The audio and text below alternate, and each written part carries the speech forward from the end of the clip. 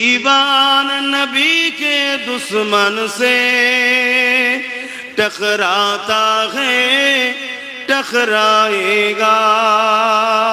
बोलুন সুবহান আল্লাহ। যারা নবীর দিবানা তারা নবীর দুশমনদের সঙ্গে লড়াই করবে না করবে না? আপনারা কি নবীর দিবানা? লড়াই করতে হবে তো নবীর দুশমনদের সাথে। কারা লড়াই করতে রাজি আছেন হাত তুলে দেখান। মারহাবা, নারে তাকবীর। हाजिरी दान बोलूं लब्बाइक लब्बाइक लब्बाइक लब्बाइक। सरकार की आमद, हुजूर की आमद, पुरनूर की आमद, दाता की आमद, मंतर की आमद, आका की आमद, सबात की आमद, मौलूदुन नबी की महना नारे दिबे। শুধু হাত তুলে দিয়ে তাকবীর দিয়ে দিলে শুধু হবে না, এটাও যেমন দায়িত্ব বাস্তবে রূপ দিতে হবে। সংক্ষেপ একটা বিষয় না বললে আমার ইমানি দায়িত্ব মনে হয় ঠিক পালন হচ্ছে না। ওয়াকাফ লিয়াজ কেন্দ্র সরকার যে ষড়যন্ত্র করছে বিষয়ে জানানো দরকার আছে না নাই? ওয়াকাফ ধর্মের সম্পদ, মাহফিল ধর্মের, ধর্মীয় মাহফিলে ধর্মের ঐতিহ্য, ধর্মের অস্তিত্ব মসজিদ, ধর্মের অস্তিত্ব মাদ্রাসা, ধর্মেরই জায়গা কবরস্থান, ধর্মেরই জায়গা খানকা, ধর্মেরই জায়গা ঈদগাহ। কেন্দ্রের অপদার্থ জালিম সরকার সংখ্যাগুরুর জোর দেখিয়ে সংবিধান বিরোধী কালা কানুন তৈরি করেছে। সেই কালা কানুনকে আমরা তো মানি না এবং সেই কালা কানুনের বিরুদ্ধে, সংবিধান বিরোধী কালা কানুনের বিরুদ্ধে মসজিদ মাদ্রাসা খানকা ঈদগাহর পক্ষে দাঁড়িয়ে কেন্দ্র সরকারের এই জুলুম অত্যাচারের বিরুদ্ধে আমাদেরকে লড়াইয়ের দরকার আছে না নাই? আওয়াজ দিয়ে বলবেন আছে না নাই? আল্লাহ নবী বলছেন অন্যায় দেখলে হাত দিয়ে রাখো। কেন্দ্রের জালিম সরকার যে কাজ করছে, ক্ষমতা যদি থাকে হাত দিয়ে রাখো। আল্লাহ নবী বলছে হাতে যদি ক্ষমতা না থাকে মুখ দিয়ে অন্যায়ের প্রতিবাদ করো। তাহলে আমাদের ঘরে হাতে ক্ষমতা না থাকলে মুখ দিয়ে প্রতিবাদ করতে হবে। যদি মুখেও ক্ষমতা না থাকে আল্লাহ নবী বলছে অন্তর থেকে অন্যায়কে ঘৃণা করো। কেন্দ্র সরকারের অন্যায়কে ঘৃণা করতে হবে। রাসূল বলছে অন্যায় দেখে হাত দিয়ে মুখ দিয়ে অন্তর থেকে ঘৃণাই তিনটের মধ্যে কোনটা যার মধ্যে নেই আল্লাহ রসুল বলছে তার মধ্যে ঈমান নাই। তাই কেন্দ্রের জালিম সরকারকে জানিয়ে দিই, ইতিহাস সাক্ষী দিচ্ছে জালিমরা মারতে মারতে হাঁপিয়ে গেছে। আমরা আল্লাহ ও রসুলের জন্য মরতে মরতে মরতে হাঁপাইনি, আজও মরতে রাজি আছি আমরা। কিন্তু তোমার এই জুলুম, তোমার এই অন্যায়, তোমার এই ফ্যাসিস্ট, তোমার এই সংবিধান বিরোধী চিন্তা ভাবনাকে আমরা কোনোদিন বাস্তব হতে দেব না। যদি তুমি আমার মসজিদে মাদ্রাসার কাছে আগিয়ে আসো, আমরা বুকে তাজা খুন ঢেলে দিয়ে তোমার অন্যায়ের বিরুদ্ধে আমরা ঢাল হয়ে দাঁড়াবো। ঠিক না বেঠে?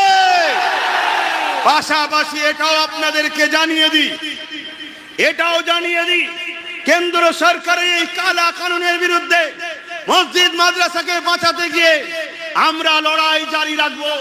আন্দোলনের মাধ্যমে সর্ববৃহৎ সর্বদিক দিয়ে আমরা লড়াই করব।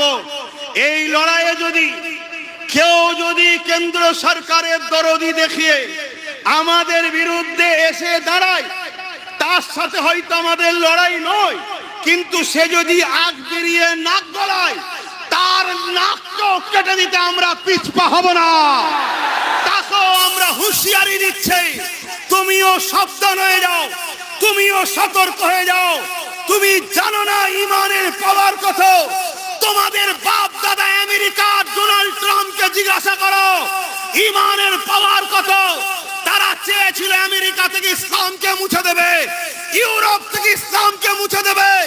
তাদের মিডিয়া বলছে আগামী 40-45 মধ্যে ইউরোপ দুনিয়া হবে সংখ্যাগুরু ইসলাম। জোরে বলুন সুবহানাল্লাহ, আরো চিৎকার দিয়ে বলুন সুবহানাল্লাহ। তাই তোমরা যা করছো করে যাও। আমাদের লড়াই কেন্দ্র সরকারের বিরুদ্ধে। তুমি যদি নাক গলাতে আসো, এমনি তো সমাজে জেনে গেছে ভাই বোনের কারবার চলছে, তাহলে তোমার কিন্তু ছাড় হবে না, তোমার বিরুদ্ধেও কিন্তু আমাদের লড়াই চলবে, ঠিক না বেঠি? প্রয়োজন হয় আমরা যুদ্ধ পর্যন্ত করতে রাজি আছি, ঠিক না বেঠে? আর একটা কথা বলে দিই, এই ওয়াকফের কথা বললে যেসব মুসলিমদের বুকে ব্যথা হবে, ওই সব মুসলমানগুলো সম্বন্ধে দুটো ধারণা রাখবে, হয় বাপ মুসলমান মা মুসলমান, কিন্তু রক্তটা মুসলমানের নয়, আর নয় ওর বাপও মুসলমান ওর মাও মুসলমান, রক্তও ঠিকই, কিন্তু বেটা হারামখোর খেয়ে খেয়ে খেয়ে খেয়ে ওর রক্ত এখন হারামের হয়ে গেছে। তৃতীয় কোনো কিছু হতে পারে না, সে যে লাট সাহেবই হোক, সে পীরের বেটা হোক আর হাজির বেটা হোক। মনে রেখে দিও, আমার কাছে মসজিদ মাদ্রাসা আগে, মসজিদ মাদ্রাসার বিরুদ্ধে কোনো পীরের বেটা হলে তার বিরুদ্ধেও যুদ্ধ হবে, হাজির বেটা হলেও যুদ্ধ আমাদের চলবে। তুমি যদি মনে করো গায়ের জোর দেখাবো, গুন্ডাগিরি করবো, সন্ত্রাসগিরি করবো, আজকে খুলে আম বলে যাচ্ছি, তাদেরকে টার্গেট করো, তাদেরকে ফলো করো, টার্গেট করো, সুযোগ এলে সাহাবারা যেভাবে জালিমদের বিরুদ্ধে সাইজ করেছে, এগুলোকেও সাইজ করে দাও। খুলে আম বলে যাচ্ছি মাইকে, মসজিদের দুশমন যদি কোনো মুসলমানের ঘরের ছেলে হয়, সাহাবারা মুনাফিকের সঙ্গে যে ব্যবহার করেছে, তোমাদের ঘরে এদের সঙ্গে সেই ব্যবহার করতে হবে। তার জন্য সুযোগ খোঁজো, সুযোগে থাকো।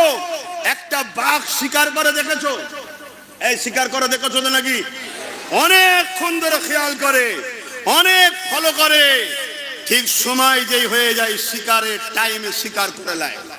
হ্যাঁ, আমার এই বক্তব্য কেটে তোরা ছড়াস তো ছড়াকে যা, তোদের যদি কারো পুলিশের ক্ষমতা থেকে আমাকে তুলে বন্দি করিস তো করকে যা। মাদ্রাসা মসজিদের জন্য, দিনের জন্য, রসুলের জন্য, আল্লাহর জন্য একবার নয় 100 বার জেলে ফাঁসির কাঠগড়ায় ঝুলতো আমি রাজি আছি।